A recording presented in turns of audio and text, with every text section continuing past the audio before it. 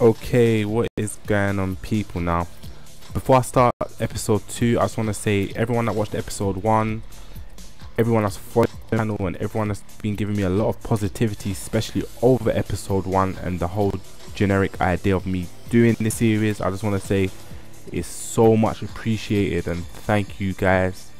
All the love I've been getting is giving me this driving force to actually make these videos for you lot. So without getting too soppy, let's just get straight into it. So today I want to talk about something that I feel will affect players. When I say affect players, will help players that play this game very frame specific. Now the topic, what I'm going to call this video is imposing your will. So I'm going to use Heihachi's down back 2 as an example. This can be used across the game. It's just the general idea I want you lot to understand.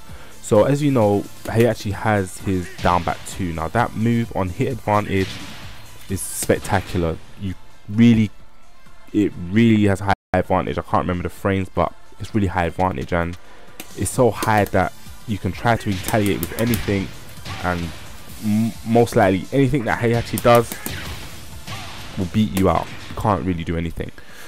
So okay, so most players that play by frames will see this and think, okay, I'm just going to block.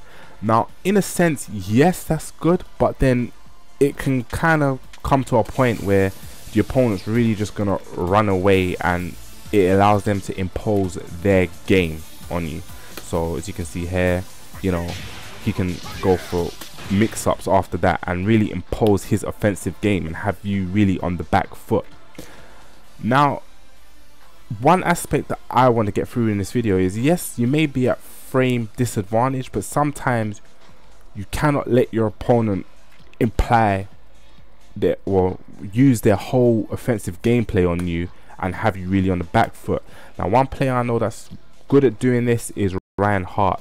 He is really good at, when he gets hit, in disrupting your flow and then making you think twice.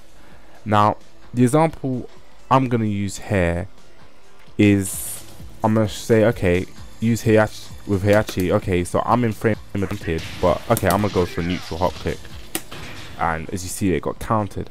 Now I'm not saying to do this every single time, because obviously they can bait it out, but when you feel that your opponent's getting a bit trigger happy and you feel, you know, they are really imposing their game for you, then you need to start imposing your will and showing them that, hey, I know you're at frame advantage, but I'm not going to let you run over me.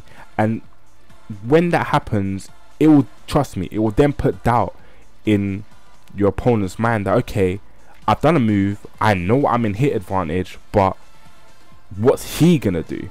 And then it can, in some cases, reset the situation, that they can just do a down back 2 and wait for you to see what you're going to do, and then it just resets the situation. You're not, so by doing that, you're not letting them run away and run with their offense. You know, you're giving them something to think about. That's the main thing. You're giving them something to think about, that higher meta game, that okay, I cannot just down back 2, sidestep electric, and you're just going to stay there and be under all this pressure. So sometimes I feel it's important in this game to really impose your will and make them think, you know, think twice. And then it can come to a point where, okay, they may think they got a read. Okay, he's gonna press a button, so I'm gonna go straight for the 1. Oh, I didn't press a button. Wow, that was a slow punish, but yeah, you know, then you punish accordingly to what they do. Now, as I say, you can't do this all the time, but it's just something to think about, you know, when you're playing the game, to add deeper depth to the game, because this game is very deep, and I think people can think about this game very shallow. So, you know, the depth here is, okay, sometimes you have to impose your will, even though you're at frame disadvantage, and take the risk and impose your will. And that's the point I want to get across in this episode. So like I said before, if you have any questions, feedback or anything, just question me on Facebook. I will always, well, I say always, I will get back to it eventually when I go through stuff. Once again, thank you lot. If you haven't seen the first episode, go back and see it. Episode 3 will be coming out. Follow my YouTube channel. It's OG-Bubsy. You'll find it. I'm sure you'll find it. You'll find some way to find it, you know. And yeah, just thank you lot again for all the love that I've been getting, and I hope this helps you lot, man. Alright, so catch you guys on episode 3.